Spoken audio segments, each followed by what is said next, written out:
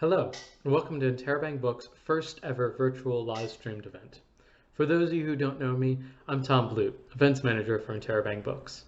We are delighted to have you all join us this evening for a very special book launch party. Before we get to our incredible author of the evening, I want to take a few moments to address our situation. Due to the current pandemic, we are unable to host our guests in our storefront. Dallas County's shelter-in-place order has many of us working from our home. While we're sad that we can't host you in the bookstore, we are very excited that we can come to you instead through this medium. So, as it is, please let me welcome you to our virtual event here on Facebook Live. We think you should know that we can't wait to be back in our workspace, finding you the perfect books. Speaking of things you should know, we are delighted you can purchase this evening's book at the link below. Your support at this time is vital to our continued existence, as without you, we couldn't stay open. That's right, you can help us continue to bring you events, recommendations, story time, and all the many things we work so hard on by buying your books from us at the link below. You can always go to interabangbooks.com, day or night, and get all of your books shipped directly to your home from your community bookstore. Your support keeps our lights on and our virtual doors open. Should you wish to get recommendations from us during this time, please email info@interabangbooks.com or send us messages through social media. We try to host a weekly Twitter recommendation every Saturday afternoon, so keep an eye out for that. I want to thank all of you so much for taking time out of your day to welcome us into your homes. I encourage you to ask our authors this evening all of your questions through the comment section of this Facebook live stream. Just type in your questions and we'll get answers. Don't have too many softballs. We don't make it too easy on Brooke and Mike. Speaking of our guests, we are thrilled at the opportunity to host an incredible local author for her book debut. Tonight, we celebrate Brooke Fossey and her new novel, The Big Finish. This evening, Brooke will be in discussion with Dallas's own Mike Michelle, author of The Revenge of the Star Survivors. You can purchase both The Big Finish and Revenge of the Star Survivors from interabangbooks.com. It has really been a pleasure to work so closely with Brooke to bring this event to fruition. Through many calls, emails, and video chats, her vivacious nature has always shown through. We are so excited to host Brooke Fossey, but first, let's meet the protagonist of The Big Finish, Duffy. The morning started, like always, with Nurse Nora rapping on my door and me hollering at Carl to get his sorry ass out of bed so we didn't miss breakfast. And then there was Nora again, with her coffee breath and her hum of gospel songs, helping me stand and pulling up my trousers and shushing me and winking at me and telling me to let sleeping dogs lie and, "Why can't you be nicer, Mr. Duffy?" And me telling her if I were both nice and handsome, people wouldn't want to be friends with me. And then, sure as the sunrise, Nora smiled, despite herself, because I have that effect on people, and said, "Who went and told you that you're handsome?" "A man simply knows these things," I said, sliding my shoes on, using her shoulder as leverage. "Hey, Carl, did you hear Nora calling you a dog?" "I heard her call you ugly." Carl's walker squeaked on the green linoleum floor as he made his way around his bed, smoothing the wrinkles out of the covers. "She's right, too. I've said before that I can't tell the difference between you and Margaret Thatcher, but I think you take it as a compliment." "I do," I said. "Old Maggie had bigger balls than me." "Who doesn't?" Carl said, snickering at his own little joke. Thanks, Tom, for introducing me. I cannot thank Interabang enough for hosting. You guys have been so amazing during this crazy time. And while I'm at it, I would love to thank Pixl Production. They are behind the scenes right now, pushing buttons and making this magically happen on the internet. So great company, great friends, and I'm very grateful to you guys. So obviously, this is not how I imagined my debut launch going, but, after I got over the sadness of canceling all my in-person events, I started to reimagine this, and now I can't imagine it any other way. First of all, the best thing about this is that everyone's schedule cleared suddenly. You suddenly have no plans. And so you're able to join en masse. And the second good thing is you get to wear your pajamas. My only regret is that it is BYOB tonight, so I hope you're comfy. I hope you have a drink in your hand to enjoy this. This book is really, really special to me for a couple of reasons. Because number one, I made a ton of lifelong friends on this writing journey. You guys, I'm taking you to the grave. You know who you are. And the other thing is that this was the book of my heart when I was writing it. My grandpa was in assisted living and he inspired it.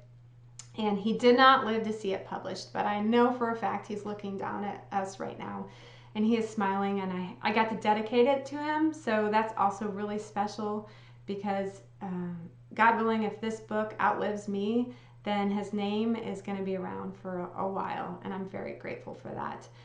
Um, I'm excited to talk to Mike Marshall and some of my other pals. Jay Ryan is dropping by, and Melissa DiCarlo and Sandria. And, you know, Literary Dallas has really rallied around me during this crazy pandemic, COVID-19, just to make sure that people know about the book. And if you're not from Dallas, I would love for you to leave a comment in whatever magical place that you can. Tell me where you're from.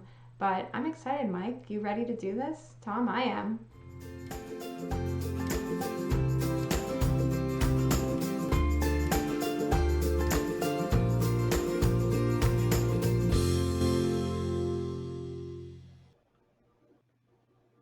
Well, we're delighted to be here tonight, Brooke. It is fantastic to be with you. Thank you so much for letting Interabang Books host this. It's been great and wonderful, and we are so excited that we get to see you tonight and talk with you.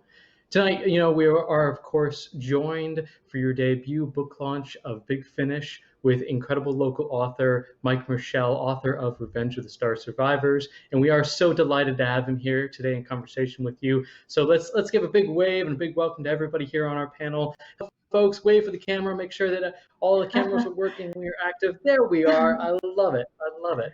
Well, I will turn this over to Mike because Mike's wonderful, and frankly, you do such a great job with all of our conversations, so I will leave it in your capable hands, sir. All right. Thank you so much. And thank you, everybody, for joining us. The launch of a book is a magical thing. And I'm really, really excited that all of you can be here now.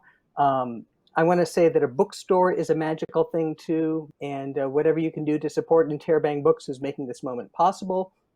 I think that'd be cool, too. I do not get paid to say that, so you can believe me. They're a good store. I want you to support them.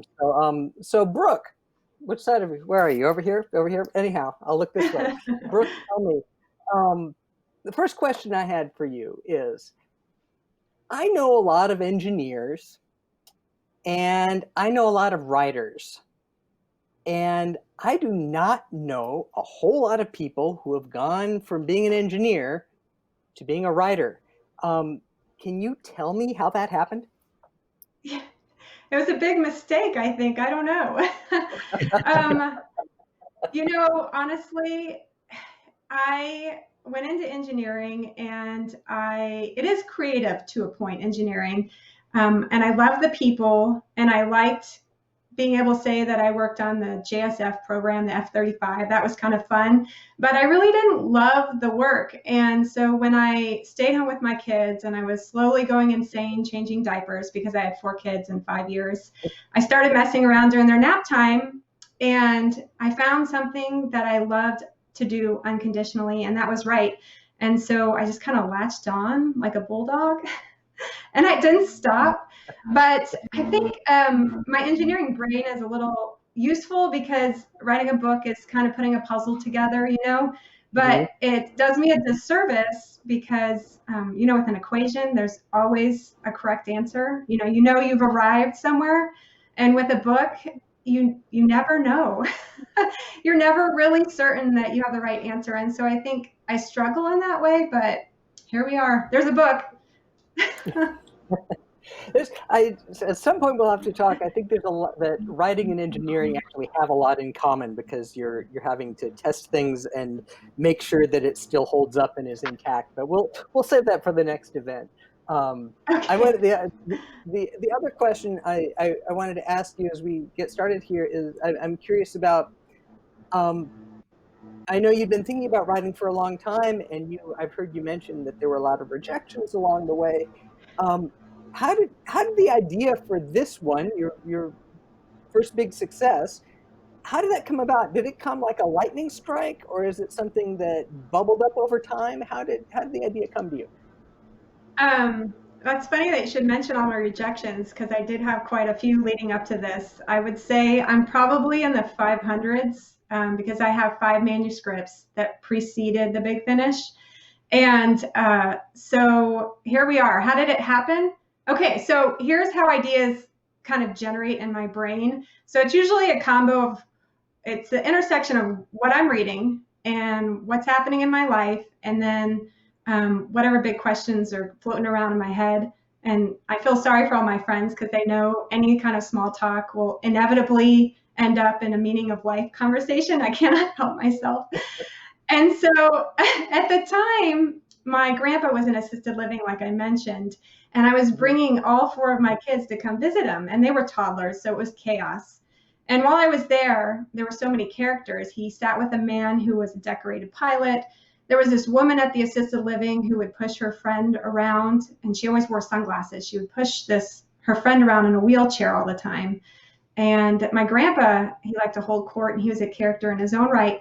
And I thought, man, these people deserve a book. And that's how the idea was born. And then I kind of wrapped the chaos of my children up into one character, which was Josie. And I decided to let her stay a while, and that made the big finish. So That's great. That's great. I think you mentioned that we have some special guests. I think yes. we have.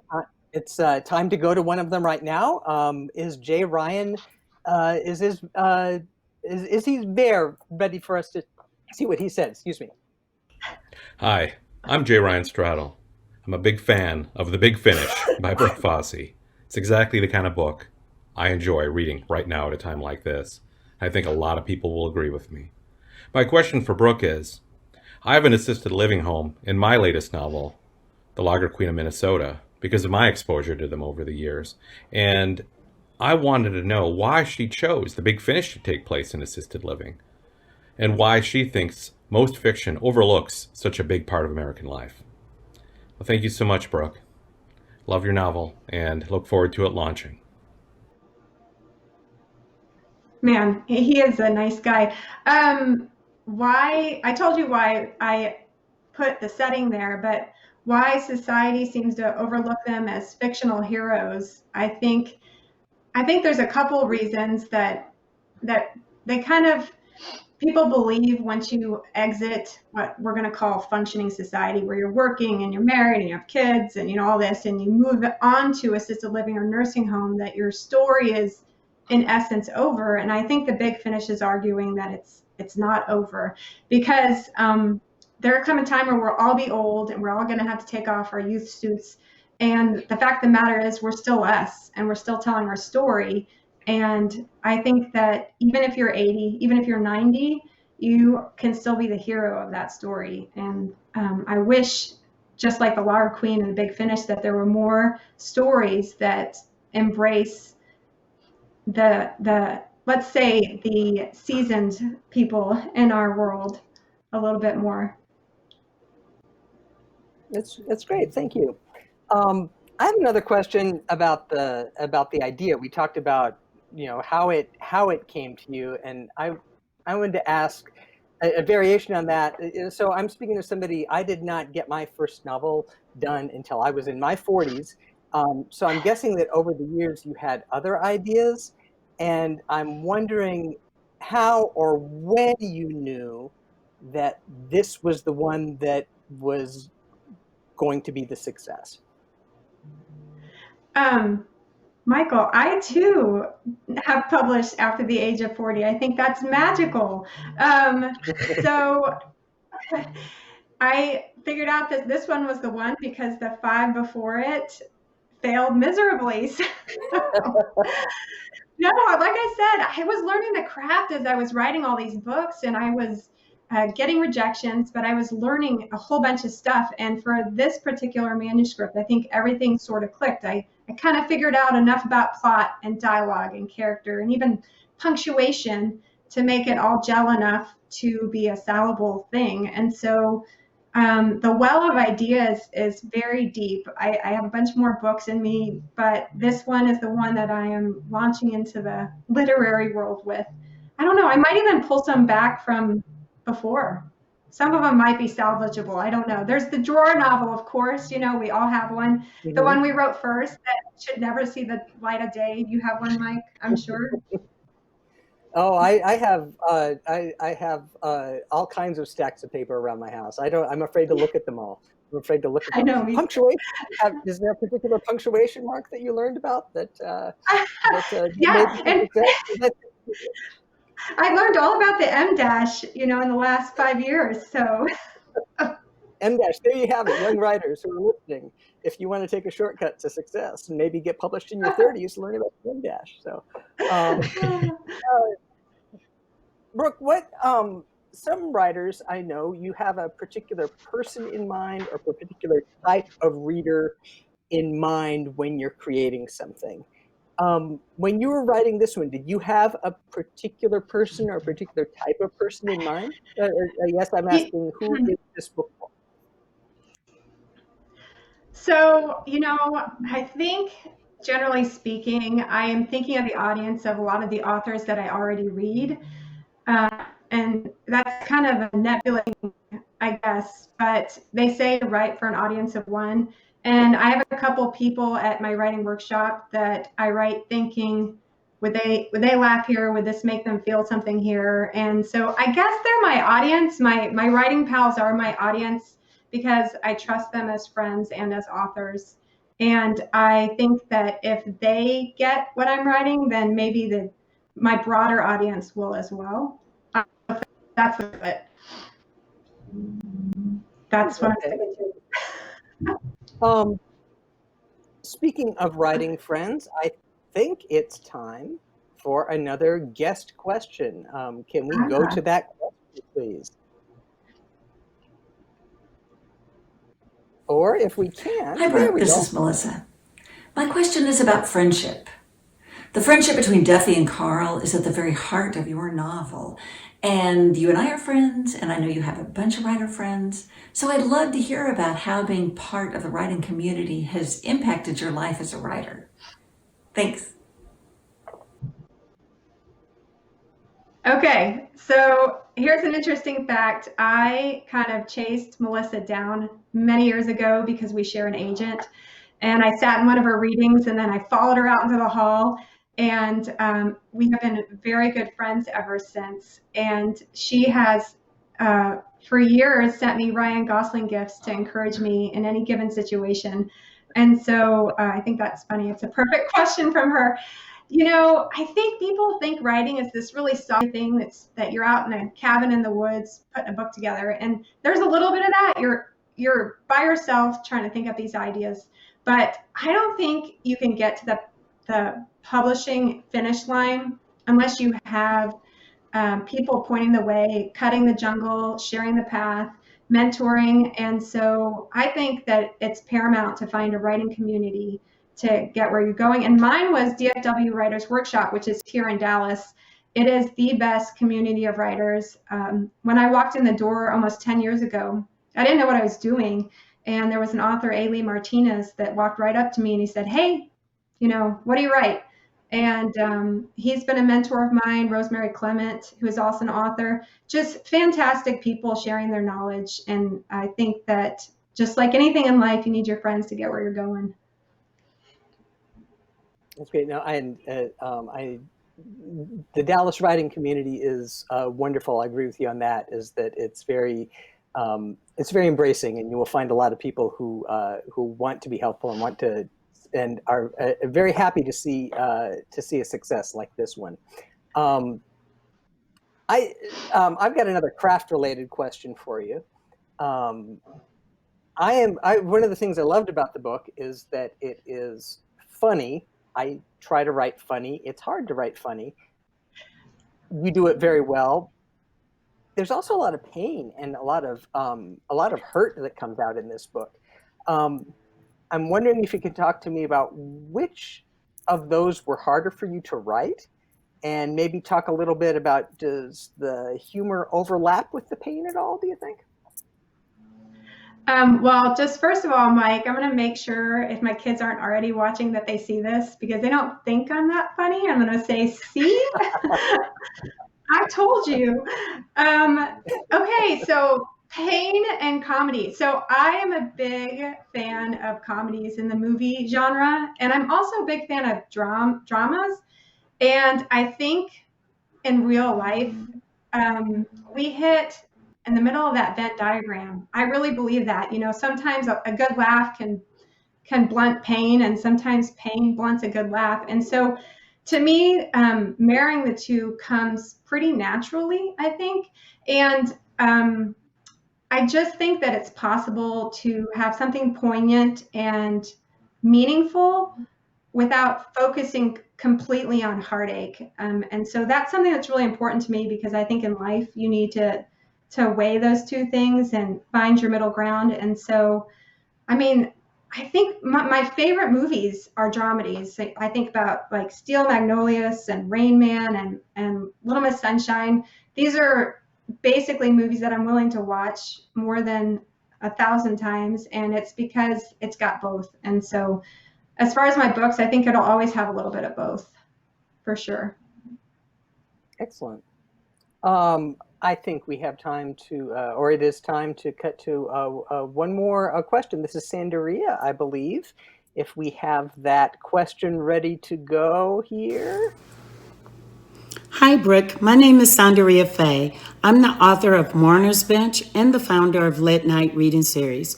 My question is, what are some of the positives of launching a book during a pandemic? Thank you for your answer, and we look forward to you presenting at Lit Night Reading Series on Tuesday, August the 11th, whether in person or online. Good luck with your book, and I hope it is a huge success. Thank you. I hope Lit Night is in person, y'all, because August, you think we're going to be done by August? I hope so. What did Sandria ask? Oh, she wanted to know what good stuff has come from Corona as far as launching a book.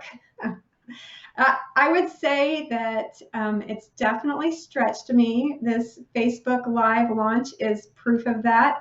I have done more web interviews than I ever dreamed possible. And so now I have this new skill set that hopefully will just be icing in the future, because we won't have to do this exclusively. But I mean, that's been fun. This has been fun. And it's also fun. Like I said, everybody's able to join tonight, and you guys get to wear your pajamas. So that's a good thing, right? Maybe I'm wearing my pajamas. You don't know. All right. So these might be my pajamas. I don't know. But I digress. Nobody, I guess for my closing question would be, I mean, along those lines, I mean, really nobody could have predicted at all what the world was going to be like here on this magical launch day. Really, how are you feeling? The book is out there now. How do you feel? Mike, you know, that's a funny question. There's a little bit of relief, because this is a long journey, as you well know, to get a book published. So it's nice that it's finally here. And so one of my friends said, and I think this is really accurate, there's a lot of good stuff that's happening at the house, because just so much good stuff, because you get to be with your family and together time, but sometimes it's just so much. And I would say the last week has felt like so much. But in a good way. I mean, releasing a book is exciting, and I'm excited to be here and to be at this finish line and with you guys. Well, I could go on and on about congratulations about how good the book is, but I believe we have time for some Facebook questions, and I see Tom's my face friends is on, are right? good. Yeah. So here we go. Tom, is this over? Wait, over to you. There you are. Delightful. I'll Thanks pass so it much, up. Mike. I appreciate that. I would remind everybody we got lots of questions coming in, but keep them coming. You can put in questions on our Facebook live stream. Just comment below with your question. We'd love to take them. There's so many, so we're going to start off with a couple of ones that we've got coming in. We see that Margaret is asking, Brooke, tell us a little bit about how you get in the writing and creative mode with such a busy house. It seems like it'd be quite tough to do to find any time for yourself to think. So, Brooke, how do you find the time to think and work and function and turn out this incredible debut novel? Well, Margaret, I would say that I was conditioned because of the way I started writing, which was during nap times, to write whenever I have a chance. And so my time is different every single day. Sometimes it's when they're at school. Sometimes it's in my car when I'm waiting for a kid to finish practice. Sometimes it's very late at night after people go to bed. So I try to write every day, but I just take it where I can. There's no other option. It's crazy here. I love that. Following up on that and talking about how you compartmentalize your time, Clarissa on our Facebook page asks, what hobbies do you have and what do you do that's just for you to keep you in that mode? Oh, that's funny because writing after I discovered it became my hobby. I mean, I enjoy playing a lot of sports. I play some golf. I played lacrosse in college. You know, I like a good bike ride or a run, but if I get to pick, I would rather write with my spare time. So that's what I do. I love that. I will say that our friend Leslie on the Facebook page has a great question about what are the special challenges of writing in the voice of an 80-year-old writer. I think that's something that we're all sort of wondering. How did I write in an 88-year-old man's voice? I think I'm more of a curmudgeon than I would lead you to believe. You know, Duffy is a lot of my grandpa. He's very loving. He's a little impatient and he's very outspoken. And so I was able to draw from that. But in the same vein as I am my grandpa's granddaughter, I am also outspoken. And so some of it came very naturally. And some of it was very freeing because Duffy says whatever is on his mind throughout the book. And it was a blast to write. So I hope people have fun reading it. I love that. I do wonder, and I have a follower also asking the same question. Diego asks, what would your grandfather say if he read the book? Jesus Christ, Brooke, this was good. He probably said something like that. Something like that, probably. That's delightful. I love that. Laura on our Facebook page, since I am the conduit for these questions, asks, are you more Duffy or Josie? What do you think? I'm more Duffy. Is that bad? I mean, from a mentality perspective, I'm more Duffy. And Josie is the girl that climbs through his window, for those that don't know, and needs a little help getting out of some sticky situations and overcoming some obstacles in her life. And she needs to feel loved. And Duffy is this guy with a hard exterior that has a lot of love to give. And so. Delightful. We have a couple questions coming in about how long it took you to write the book. Both Christina and Dave are asking, what was the time selection that it took to write the book, and sort of how did that turn out with you? I mean, frankly, where do you even start with something like that? You start with a blank page, and then this one, the first draft, took me about a year. And then after that, I did some light edits. I thought I was editing it, but apparently I wasn't. I went out to query it, which is when you send it to agents to see if anyone's interested. And Jeff Kleiman, who's my agent, he found it in what they call the slush pile, which is basically his inbox that receives, I don't know, a couple hundred queries a day. And he pulled it out and he started working with me on it. And it took us a while. I mean, it took us about 2 years of him patiently teaching me some tricks. And I don't know if it was because I'm a slow editor or a slow learner, but that's how long it took. But by the time we finally went on submission, which is when he takes the book to be sold, it sold really quickly to Berkeley, who's my imprint. And I'm probably giving you too much information, but that team at Berkeley has been so amazing. My editor is Kate Seaver. She's the kindest person, and so smart when it comes to storytelling. And then they have a whole team behind them that promotes the book so that you guys can hear about it. And that's Jen Yu and Diana Franco and Daniela Kerr. And it's just been an amazing experience all the way around. So from start to finish, to summarize, I think probably 4-ish years it's been. Wow. And I have to say, when it comes to the convoluted world of publishing, that great behemoth that turns out so many wonderful things, including the Big Finish, I don't think any transparency can ever be. Any light you on that is always appreciated, I'm sure. Speaking of writing questions, our friend Elizabeth is wondering about how to deal with rejection. She has several books in process, but is afraid of the actual sharing element of it. What are you not getting discouraged during the long and lengthy process? I think the trick to not being discouraged, again, I'm going to go back to community. At DFW Writers Workshop, every meeting, which they meet weekly, you stand up and you say if you've had a rejection or not, and everybody claps. And the point being is that if you're not submitting and getting rejections, then you're missing out, because this is how it's done. And so I think part of it is to grow a thick skin, collect them, be proud of them. I mean, I can look across this office and I have some printed rejections on a bulletin board, because, hey, I mean, this is how you get where you're going, is you just have to connect with one person that sees value in what you've written. And then from there, the world opens up. And that means that just like when you were younger and you dropped off at a bar and, you know, a couple people turned you down when you offered them a drink, I mean, there's going to be that one person. And so just keep going. I love that. That is so delightful. So when you found your writing with the DFW Writers Workshop group, that's a great group. We love them a lot. So did you find that? Did a friend recommend it? Did you know them? Did you sort of have an in? Or is it just you found it online and went and joined them one day? I know Ailey Martinez is a fantastic author and welcomed you into that group, but how did you find that group? I finished my first book, the one that we shall not speak of, the one in the drawer.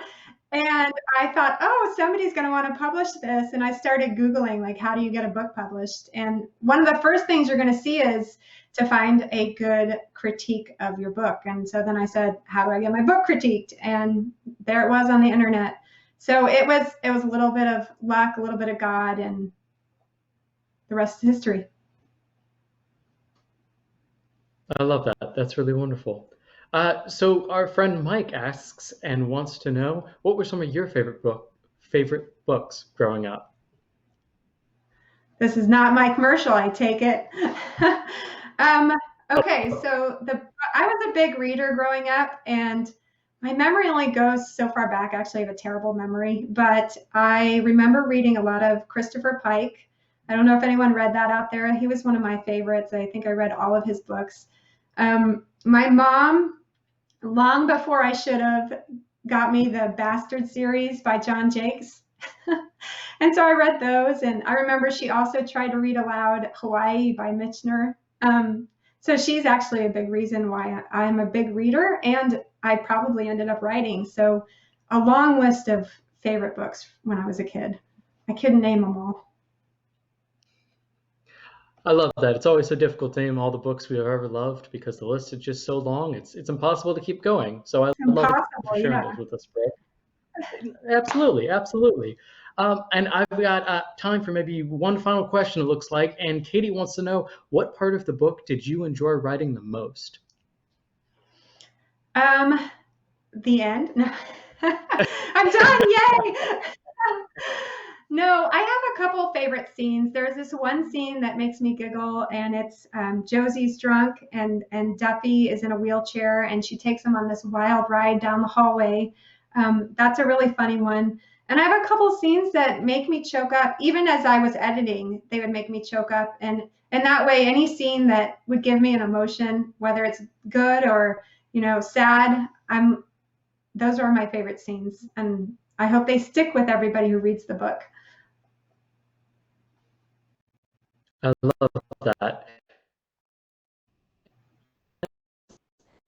Safe at home, they're drinking their hand. Did you have a particular cocktail or beverage that you like to pair this book with? Oh my gosh, that's a difficult question. I like a good old-fashioned beer, a Shiner Bock, perhaps. I don't know. I love it. And if That's anybody funny. wants to come up with a great little cocktail for the big finish, something that really, knocks you on your behind, I think that we'd love to hear about that. Drop it in the comments, send us a message. We'd love to know about it. You know what? I I will think say perhaps it would be fitting if it was an old-fashioned, wouldn't it? I think it'd be perfect, but I also had that thought of the French 75. So all sorts of options out there. I love it. For I will sure. say that that's we've got our Facebook questions. I'm going to toss it back over to Mike Rochelle for final thoughts. Thank you all so much for joining us. But should mention we've got a couple more minutes here, but I do let everybody know you can buy the book in terabangbooks.com, Big Finish. We've also got Revenge of the Star Survivors and everything else. So I'm going to hand it off to Mike here. Mike, thoughts? Yeah, thank you again. And again, people, seriously, support Interabang. I'm not paid to say that. They need your support. It's a great way to buy the book, buy Brooke's book. And I also want to say that the question about what cocktail pairs with your book, that's something I never got asked writing middle grade fiction. I don't know why. But Brooke, this is your night. This is it. Congratulations again. Is there anything that you would like to add at this point? Oh, I'm sure there is. You know, in a perfect scenario, I'm looking out at a crowd and I'm able to thank people without forgetting anybody because I'm looking them in the face. So I'm going to try my best to do that. I know I've already mentioned Berkeley and I've mentioned Jeff, my agent. I do want to thank Pixl Production. Actually, Mish McNeely, who owns Pixl, she hired me many years ago to write copy for her, and it carried me through years of rejection, kept me going. So they're part of my journey too. And I want to thank a couple people at the workshop who I haven't mentioned, and that includes Melissa Linhart and John Bartel, Brian Tracy, Leslie Lutz, Katie Burnett, and Charles Breckenridge. Just these are the people that have been part of my journey and have read my book before it was a book. And obviously, I would be remiss not to mention my family who I know are watching. So hi, guys. So good to see you. My mom and my dad, my sister Lindsay, and my husband, who has the kids right now holed up somewhere quietly. Tasia, George, Frank, and Athena, I love you guys. You inspire everything I do. So this has been a great night, despite the fact that we're all home. And I hope everybody's had a great night too. Well, Brooke, I know that I've had a wonderful time with you and Mike, so I want to thank both of you very, very much for joining us. Brooke, you are a fantastic author. Mike, you're an incredible author and an incredible moderator, I should say. Yeah. So delighted to have you both join us. Thank you so much for that. I'll remind everybody out there enjoying this stream that you can buy Big Finish and Revenge of the Star Survivors at interabangbooks.com. I also shouldn't neglect to mention that our other authors who were able to join us with questions tonight, Sandy Ria Faye and our other authors, their books are available as well at interabangbooks.com. You can order them. It keeps our lights on, our virtual doors open, as I said, and just keeps all of us going in this great community. We have this great literary community. Keep an eye out. We're doing Twitter recommendations Saturday around 1 o'clock, so we'd love to see you on there. Keep interacting with us because, hey, if you want a community bookstore to be existent, this is what it takes, that everyday engagement that we're really excited about, sharing books that we love with you, the folks we love. Anyway, our thanks to Pixl, to Brooke, to Michael, and to everybody else who joined us tonight. Have a lovely evening, stay safe, and enjoy reading.